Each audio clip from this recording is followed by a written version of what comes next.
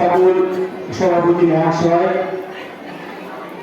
সম্মানীয় টিআরসি মহাশয় এবং সমস্ত শিক্ষক শিক্ষিকাবৃন্দ, আমার স্নেহের ছাত্রছাত্রী, সবাইকে যথাস্থানে সম্মান ভালোবাসা প্রদর্শন করছি। আজ ভারতের ৮৮তম স্বাধীনতা দিবস, সেই উপলক্ষে আমার ছোট্ট প্রয়াস। এটা আমার প্রথম কোন অনুষ্ঠানে গান, জানি না ভুল হতে পারে, একটু ভয় লাগছে। যাই হোক, সবার সহযোগিতা এবং আশীর্বাদে যেন আমি গানটা গাইতে সফল হই, সেদিকে আশীর্বাদ করবেন। যাই হোক, শুরু করছি।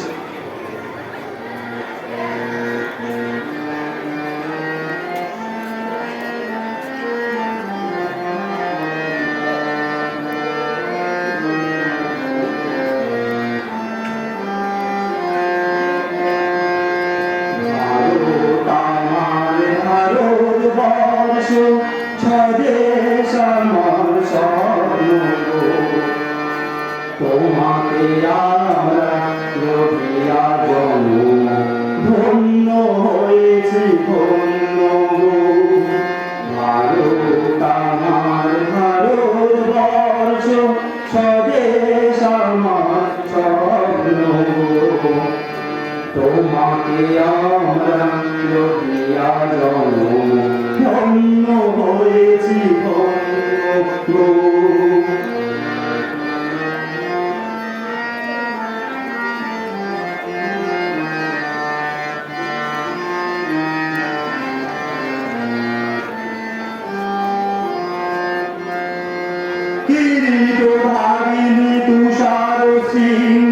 সবুজে সাজানো তোমার দেশ, তোমার উপমা তুমি, তোমার উপমা তুমি, তোমার রূপে নাই তো শেষ।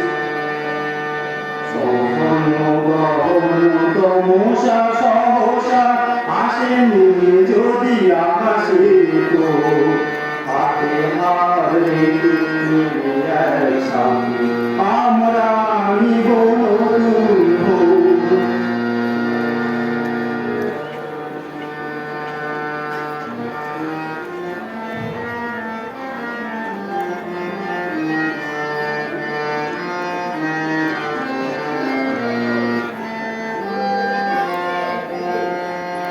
শক্তি দায়নি, দাও মা শক্তি, ঘুচাও দীনতা ভীরু আবেশ। আধার রজনী ভয় কি জননী, আধার রজনী ভয় কি জননী, আমরা বাঁচাবো মহান দেশ। রবীন্দ্রনাথ, বিবেকানন্দ, বীর সুভাষের মহান দেশ।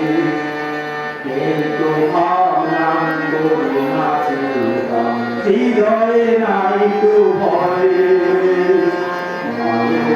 আমার ভারতবর্ষ, স্বদেশ আমার স্বপ্ন। তোমাকে আমরা রবিয়া জন্ম ধন্য হয়েছি, ধন্য ধন্য হয়েছি, ধন্য ধন্য হয়েছি, ধন্য। Thank you.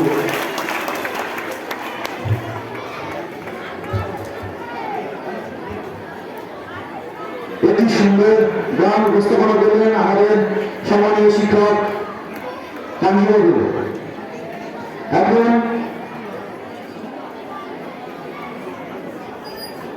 এখন একটি সুন্দর গানের পর এবারে আমরা আমাদের দেশমাতৃকার উদ্দেশ্যে কয়েকটি কথা শুনে নেব আমাদের সম্মানীয় শিক্ষক কীর্তিবাস বৈদ্য মহাশয়ের কাছ থেকে। স্যারকে আমি অনুরোধ করব কিছু বিশেষ কথা বলার জন্য।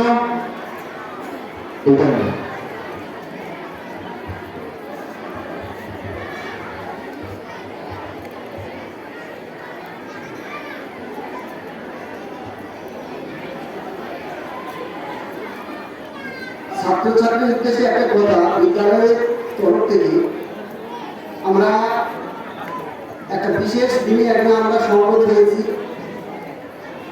এই দিনটা সম্পর্কে কিছু জানা দরকার, তাই ছাত্রীদের কাছে বিদ্যালয়ের তরফ থেকে অনুরোধ, একটু চুপ করে ধৈর্য ধরে এই অনুষ্ঠানটা যাতে সাফল্যমণ্ডিত হয় সেই জন্য সবাইকে চুপ, শান্ত এবং চুপ থাকার কথা বলছি। আজকে এই শুভ দিনে, পবিত্র দিনে, শুভক্ষণে আমরা উপস্থিত হয়েছি। দিনটা 15ই আগস্ট, স্বাধীনতা দিবস।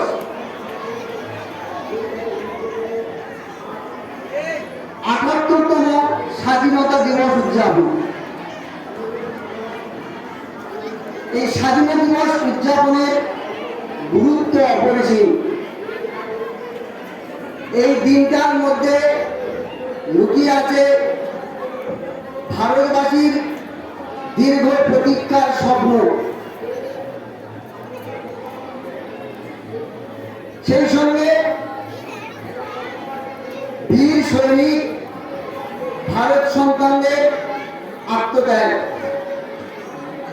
আত্মোৎসর্গ, বলিদান, এবং সেই সঙ্গে আছে ভারতবাসীর সন্তানদের, এই বীর সন্তানদের হারানোর শোক, দুঃখ, যন্ত্রণা, কষ্ট। 1947 সালে 15ই আগস্ট এইরকম একটা পূর্ণ দিনে বীর সৈনিকদের আত্মোৎসর্গের মাধ্যমে এইরকম একটা গর্বের দিন আমরা পেয়েছিলাম। এই দিনটা আমাদের স্মরণ করার দিন, বীর সৈনিকদের প্রতি শ্রদ্ধা জ্ঞাপনের দিন। আমরা স্বাধীন হয়েছি, স্বাধীন এবং স্বাধিকার সম্পন্ন সত্তা প্রতিষ্ঠিত করেছি। তার সাথে সাথে স্বাধীনতার পর থেকে বছরের পর বছর আমরা এই দিনটাকে ভারতের প্রতিটি প্রান্তে ত্রিবর্ণ রঞ্জিত পত্রিকার উত্তোলনের মাধ্যমে আমরা এই দিনটা স্মরণ করে পালন করে থাকি। এবং সেই সঙ্গে সঙ্গে দিন পালনের সাথে সাথে একদিকে বীর সৈনিকদের স্মরণ কথা আমাদের স্মৃতির মন্ত্রের মধ্যে ভেসে আসে, সেই সঙ্গে দীর্ঘকাল যাপনের মধ্য দিয়ে আমাদের আত্মসমীক্ষা, আত্মসমালোচনা সময় এসে গেছে। স্বাধীনতা প্রাপ্তির পর থেকেই যেটা মূল সমস্যা, ভারতবাসীর নানা সমস্যার সম্মুখীন, অর্থনৈতিক সমস্যা, সামাজিক সমস্যা, রাজনৈতিক সমস্যা, বিশেষত মূলত অর্থনৈতিক সমস্যা। স্বাধীনতা লাভের প্রাককালে রাষ্ট্রনেতারা পঞ্চবার্ষিকী পরিকল্পনার মাধ্যমে মানুষের বাঁচার যে রসদ, সেগুলো যথাযথ পর্যালোচনায় মূল্যায়নের ক্ষেত্রে অভূতপূর্ব সাফল্য দেখিয়েছে। স্বাধীনতার মুহূর্তে আমরা ভারতকে পেয়েছি একটা সার্বভৌম গণতান্ত্রিক রাষ্ট্র হিসাবে। গণতান্ত্রিক রাষ্ট্রের লক্ষ্য উদ্দেশ্য নিরিখেই মানুষের জীবন জিজ্ঞাসায় বড় হয়েছে। সেই নিরিখে মানুষের জীবন জিজ্ঞাসা প্রশ্নটা তৎকালীন রাষ্ট্র নেতা এবং দেশের মধ্যে বড় প্রশ্ন দেখা গেছিল। তাদের সুচিন্তিত চিন্তা ভাবনা, সফল প্রয়াসে ভারতবাসী তথা ভারতবর্ষ বিশ্বসভায় একটা বিশেষ স্থান লাভ করে। প্রথমে বলব পঞ্চবার্ষিকী পরিকল্পনা। সেই পঞ্চবার্ষিকী পরিকল্পনা ভারতবাসীর যে সমস্যা, অর্থনৈতিক সমস্যা, খাদ্য সমস্যা, সেই খাদ্য সমস্যা নিয়ে ভীষণ চিন্তিত। তাদের সফল প্রয়াসে পরিকল্পনা রূপায়ণে আস্তে আস্তে খাদ্য সমস্যার ব্যাপারে স্বয়ংবদ্ধ অর্জন করেছে। শুধু খাদ্যের সমস্যা নয়, জীবিকার সন্ধানে জীবিকার উদ্দেশ্যে বড় বড় কলকারখানা শিল্প স্থাপন এবং সেই সঙ্গে সঙ্গে দারিদ্র দূরীকরণের ব্যবস্থা, দেশের জাতির মানোন্নয়নের ক্ষেত্রে গ্রামীণ বৈদ্যুতিকরণ, শিক্ষা সম্প্রসারণ, চিকিৎসা ক্ষেত্রে অভূতপূর্ব উন্নয়ন, এটা বিশেষ সাফল্য অর্জন করেছে। তাছাড়া রাষ্ট্রীয় ক্ষেত্রে, আন্তর্জাতিক ক্ষেত্রে ভারতবর্ষকে বিশেষ স্থানে প্রতিষ্ঠা করেছে তৎকালীন দেশ নেতা। আজও পর্যন্ত তাদের সেই চেষ্টা অক্ষুণ্ণ রয়েছে। পররাষ্ট্রনীতির ক্ষেত্রে, কূটনৈতিক ক্ষেত্রে, রাজনৈতিক ক্ষেত্রে সর্বদিক থেকে সাফল্য।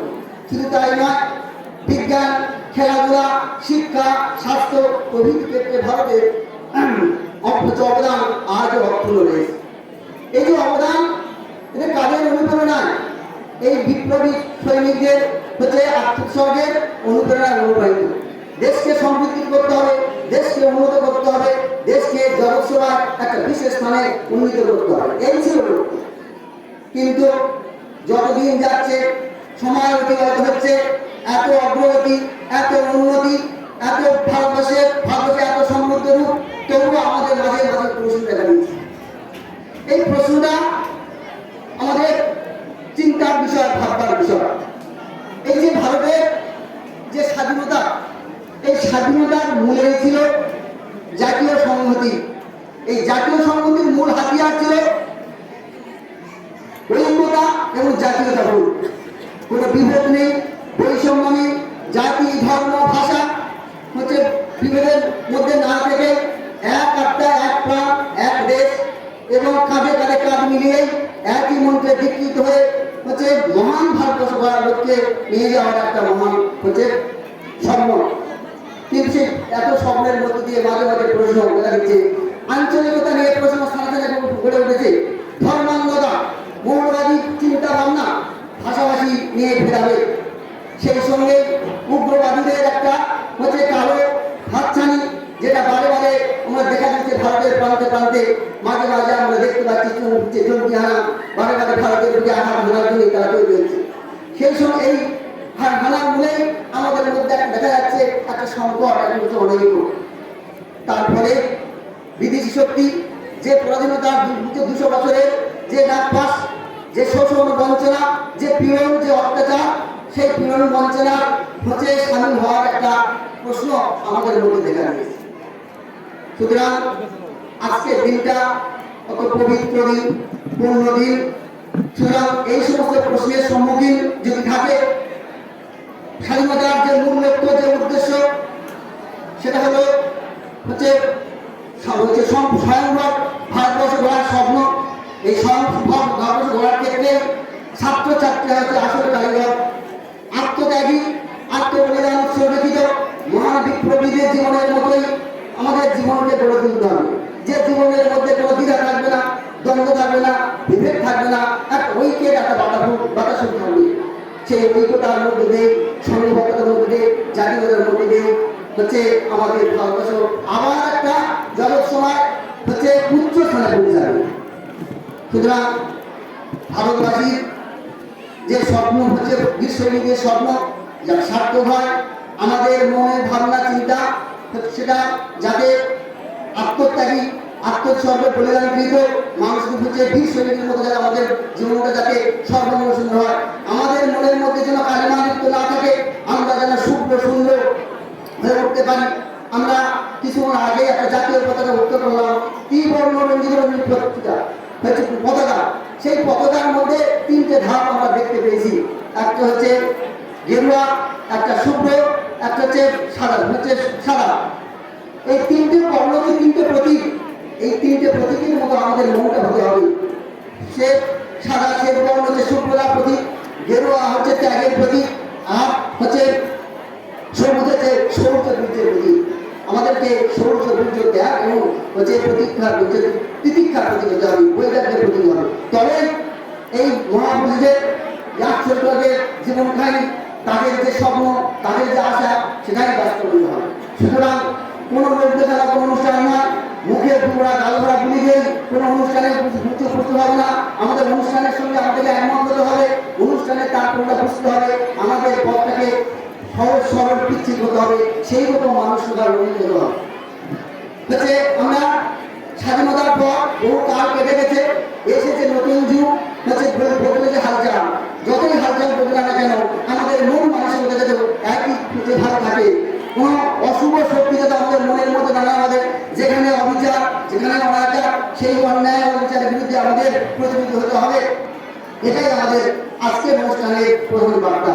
এবং সুতরাং সমাজের মধ্যে এত দীর্ঘ ৭৮ বছরের স্বাধীনতা দিবস উদযাপনের মধ্যে সমাজের মধ্যে আমরা যে প্রশ্নগুলো আগে প্রদান আছে, আমরা অর্থনৈতিক এত উন্নতি, এত অগ্রগতি, তবু নানা সমস্যা। সেই সমস্যার মধ্যে একটা দেখতে পাচ্ছি অর্থনৈতিক সমস্যা, অর্থনৈতিক একটা বৈষম্য, ভাষাভাষীর একটা ভেদাভেদ, সেই সঙ্গে সমাজের আজও প্রচলিত হয়ে আছে কুপ্রথা, কুসংস্কার।